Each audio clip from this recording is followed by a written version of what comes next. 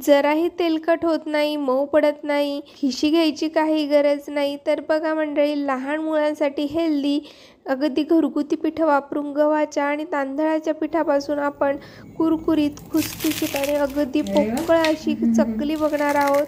तर काही बायकांसाठी चकली बनवणं म्हणजे मोठी टास्क असते बरं का। बरोबर पण आहे, कारण बऱ्याच जणांचं कसं असतं, चकली तेलात टाकताच विरघळते किंवा चकली बनवता बनवताच ती तुटून जाते, म्हणजेच पिठाला वाक नसतो। तर काहींचं म्हणणं काय असतं, आमची चकली तर खूपच कडक होऊन जाते, म्हणजे खायला त्रास होतो। तर बघा, त्यासाठी या व्हिडिओमध्ये मी भरपूर साऱ्या टिप्स सांगितल्या आहे। त्यासाठी व्हिडिओ शेवटपर्यंत नक्की बघा आणि जराही व्हिडिओ आवडला तर लाईक आणि शेअर करायला विसरू नका। तर बघा, त्यासाठी आपण काय करणार आहे, इथे मी 2 वाटी तांदळाचं पीठ घेतलेलं आहे। तर मी इथे हे तांदळाचं पीठ घरगुती वापरले, म्हणजे इथे मी रेशनचे तांदूळ वापरले। त्याला स्वच्छ धुवून घेतलं, त्यानंतर सुकून त्याला कढईमध्ये थोडंसं भाजून घेतलं आणि आपल्या मिक्सरमध्ये किंवा तुम्ही चक्कीमध्ये देखील, म्हणजे गिरणीमध्ये तुम्ही हे पीठ दळून आणू शकतात। पण एवढी काळजी नक्की घ्या की पीठ दळल्यानंतर पीठ हे एकदम चिक्कण असलं पाहिजे। आता गव्हाचं पीठ घेताना ज्या वाटीने आपण तांदळाचं पीठ मोजलं होतं ना, त्या वाटीनेच आपल्याला समप्रमाणामध्ये गव्हाचं पीठ घ्यायचं आहे। बघा, दोन्ही पीठ मिक्स करून आता कॉटनच्या रुमालामध्ये आपल्याला याची पोटली बनवून घ्यायची आहे, म्हणजेच आपलं पीठ हे हलकं फुलकं होईल। तर पीठ हे बांधताना एकदम टाईटही बांधू नका। पोटली बांधताना जर आपल्याला सैलच ठेवायचे आहे तर बघा, मी गव्हाचं पीठ येते न चाळताच घेतलेलं आहे, म्हणजे फायबर्स आपल्याला भरपूर प्रमाणात मिळतील। तर रोजच्या वापरात देखील तुम्ही कोंड्याचं पीठ वापरलं तर अधिक फायदेशीर ठरेल। ही पिठाची पोटली ओली व्हायला नको, त्यासाठी आपल्याला काळजी घ्यायची आहे।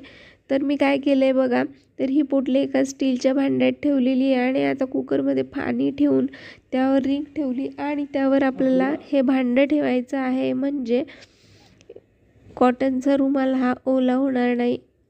तर बघा, आता काय करायचं, पाणी उकळल्यानंतर याच्या आपल्याला 4 शिट्ट्या करून घ्यायच्या आहे।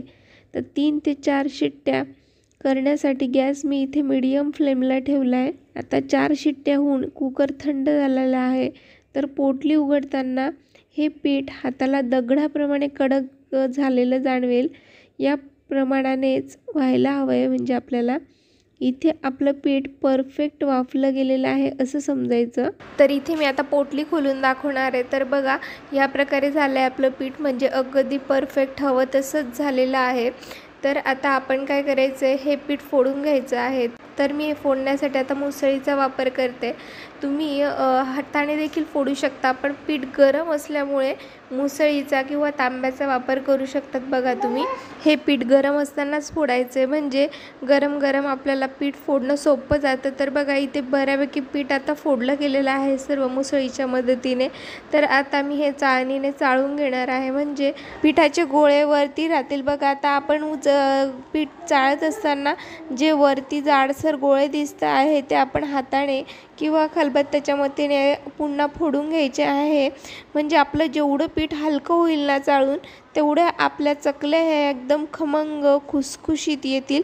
अगदी तुम्ही व्हिडिओमध्ये पाहिलं अगदी त्याप्रमाणेच येतील। तर बघा, आता यात भरपूर सारे तीळ घालायचे, त्यानंतर ओवा हातावर क्रश करून घातला, थोडी हळद घालायची, म्हणजे अगदी कलरसाठी बरं का।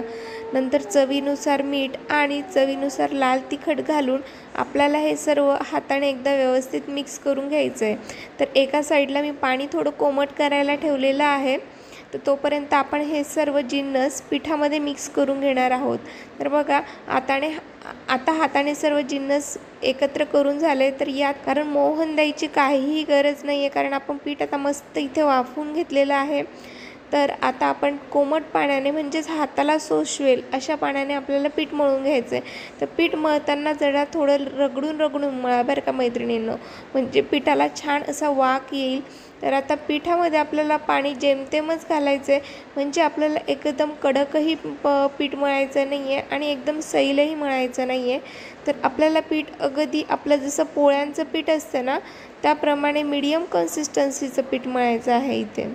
एवढं पीठ मळण्यासाठी मला 1.5 वाटी पाणी लागलेलं होतं। तर बघा आता पीठ इथे व्यवस्थित मळून झालंय। तर अगदी भाकरीचं पीठ ज्याप्रमाणे रगडतो ना, अगदी त्याप्रमाणेच आपल्याला इथे रगडून घ्यायचं आहे हे पीठ। म्हणजेच पिठाची आपल्याला तेल न लावता मॉलिश करून घ्यायचे आहे, तर आपल्या पिठाला मस्त वाक येईल आणि चकल्या बनवताना तुटणार नाहीत बरं बघा। तर आता पीठ आपण 10 ते 15 मिनिटांसाठी झाकून ठेवणार आहे। 10 मिनिटं पीठ रेस्टला ठेवल्यानंतर बघा आता आपण सोऱ्याला तेल लावून घेणार आहे। सोऱ्याला तेल व्यवस्थित लावून घेतलं म्हणजे पीठ आपलं सोऱ्याला चिटकणार नाही।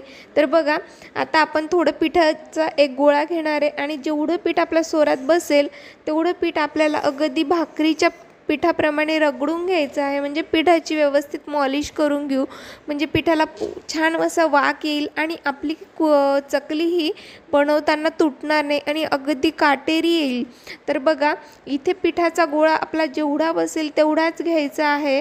दोन वेगवेगळे गोळे आपल्याला टाकायचे नाही, त्याचं कारण मी तुम्हाला शेवटी सांगणार आहे। तर बघा इथे मी एकच गोळा बनवलेला आहे आणि तो पूर्ण गोळा आता मी पिठाच्या सोऱ्यामध्ये घालून घेते। आता इथे आपल्याला सोरा पॅक करून घ्यायचा, पण सोरा पॅक करताना एवढी काळजी नक्की घ्या मैत्रिणींनो, आपला जो चकतीचा खालचा भाग येतो आणि वरतून आपण जो सोरा पॅक करतो त्याचे आटे व्यवस्थित लावून घ्यायचे, नाही तर चकली करताना ते निघून जातात बघा। तर बघा इथे आपली पूर्वतयारी झालेली आहे। तर आता आपण चकल्या काढू, तोपर्यंत इथे मी तेल गरम करायला ठेवले। चकल्या काढताना आपल्याला 2-3च काढायच्या आहेत, त्यानंतर आपल्याला लगेच चकल्या तळायला घ्यायच्या, नाहीतर त्यांचं पीठ हे कोरडं होतं आणि चकली उचलताच त्या तुटून जातात। तर बघा मैत्रिणींनो, चकली काढताना जराही चकली तुटत नाहीये, पिठाला इतका छान वाक आलेला आहे। तर चकलीचं जे मधलं टोक असतं ते आणि बाहेरचं टोक आपल्याला व्यवस्थित दाबून घ्यायचं आहे, म्हणजे चकली तेलात गेल्यानंतर सुटणार नाही बघा। आणि चकली शिवाय घालताना एकदम आपल्याला जवळ घालायची, म्हणजे प्रत्येक वेळा एकमेकांना लागून आला पाहिजे, ह्या प्रकारे घाला, म्हणजे चकली ही मस्त एकसारखी राहील। तेल गरम झाले की नाही ते चेक करण्यासाठी मी छोटासा पिठाचा तुकडा टाकून बघितला। तर बघा आता तेल बऱ्यापैकी गरम झालेलं आहे। तर आता यात आपण चकली सोडूया। तर चकली तळण्यासाठी आपल्याला तेल एकदम कोमटही लागणार नाही आहे आणि एकदम कडकडीतही गरम लागणार नाही आहे, मीडियम आपल्याला गरम असलेलं तेल लागणार इथे। तर पहिली चकली आता इथे मी अलगद हाताने तेलामध्ये सोडलेली आहे। चकली तळताना आपल्याला एकदम 2 किंवा 3 चकल्या तळायच्या नाही आहे, आपल्याला 1 किंवा 2 जास्तीत जास्त एवढ्याच चकल्या तळायच्या, म्हणजे त्या व्यवस्थित तळल्या जातील बघा। जर जास्तीच्या चकल्या घातल्या तर त्या व्यवस्थित आतपर्यंत तळल्या जात नाही, शिवाय काही चकल्या ह्या एकदम लालसर होतात, त्याच्यामुळे 1 किंवा 2च एका वेळेस आपल्याला चकल्या तळून घ्यायच्या आहे बघा। चकली तळताना आपल्याला गॅस एकदम कमी ठेवायचा, म्हणजेच लो फ्लेमवर आपल्याला सर्व चकल्या तळून घ्यायच्या, म्हणजेच चकल्या एकदम कुरकुरीत होतील आणि त्यांच्यामध्ये तेल घुसणार नाही बघा। तर आता एक साईड व्यवस्थित तळून झाली की चमच्याला जाणवेलच तुम्हाला, त्यानंतर तुम्ही दुसरी साईड व्यवस्थित आपल्याला तळून घ्यायची आहे, म्हणजेच हिचा कलर अगदी गोल्डन होईपर्यंत चकली तळून घ्यायची आहे। एकदा गोल्डन कलर आला की आपण चकली काढून घेऊ, कारण तिच्या आतमध्ये भरपूर गरमपणा असतो, त्याच्यामुळे प्रोसेस चालू असते। पहिल्या चकलीप्रमाणेच आता आपण दुसरी चकली देखील तेलामध्ये सोडणार आहे आणि अगदी गोल्डन कलरची होईपर्यंत तळून घ्यायची आहे बघा। तोपर्यंत आपण आता दुसऱ्या चकल्या बनवून घेऊ। तर ही दुसरी पद्धत तुम्हाला मी दाखवणार आहे, ती अगदी सोपी आहे। म्हणजेच जर तुम्ही पहिल्यांदा चकली बनवत असाल तर तुम्हाला चकली उचलणं अगदी सोपं जाईल बघा। तर मी काय केलं, न्यूजपेपरचे छोटे चौकोनी तुकडे करून घेतलेले आहे आणि त्यावर आपल्याला चकली काढायची, म्हणजे आपल्याला जसं पाहिजे तशी आपण चकली कागद दुमडून तेलामध्ये टाकू शकतो। तर बघा एका साईडला आता चकली देखील तळून झालेली आहे, तर आपण तळलेली चकली काढून घेऊ आणि बाकीच्या चकल्या देखील आता आपल्याला ह्या प्रकारे मस्त तळून घ्यायचे। तर न्यूजपेपरवरची चकली अगदी सोप्या पद्धतीने तुम्ही कशी करू शकतात, तर बघा न्यूजपेपरवरची चकली आपल्या हातावर अगदी सोप्या पद्धतीने टाकून घेता येईल, व्हिडिओमध्ये टाकली अगदी त्याप्रमाणे, आणि अलगद हाताने आपल्याला तेलात सोडायचे आहे ना मग ही सोपी पद्धत।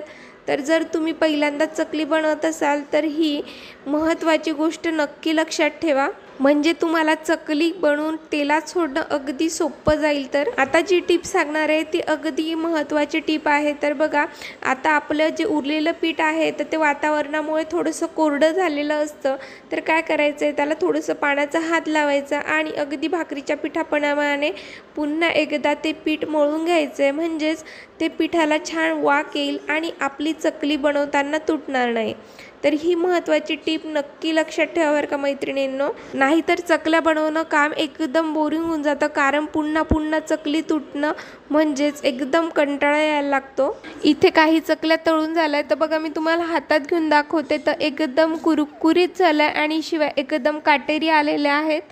तर ह्याप्रमाणे जर तुम्ही काही टिप्स फॉलो करून जर चकल्या बनवल्या तर त्या बनवणं अगदी सोपं जाईल आणि एकदम परफेक्ट कुरकुरीत, पोकळ आणि काटेरी चकल्या बनतील तुमच्या। शिवाय ही चकली जराही तेलकट लागत नाही आणि एकदम मुलांसाठी हेल्दी आहे, आपल्यासाठी देखील हेल्दी आहे, कारण शंकरपाळे, करंज्या ऑलरेडी मैद्याचं बनवलेलं असतात। तर ही गव्हाच्या पिठापासून बनवलेली खमंग, कुरकुरीत आणि एकदम कमी तेलाची चकली एकदा नक्की करून बघा। तर बघा, आता हातावर घेतल्यानंतर ही चकली जराही तेलकट लागत नाही आहे, नाही तर काही चकल्यांना खूप सारं तेल सुटतं। तर बघा मैत्रिणींनो, आजची रेसिपी जर तुम्हाला आवडली असेल तर प्लीज व्हिडिओला एक लाईक नक्की करा आणि तुमच्या फॅमिली फ्रेंड्ससोबत शेअर करून माझ्या चॅनलला सपोर्ट करा। लाईक करो आणि सबस्क्राइब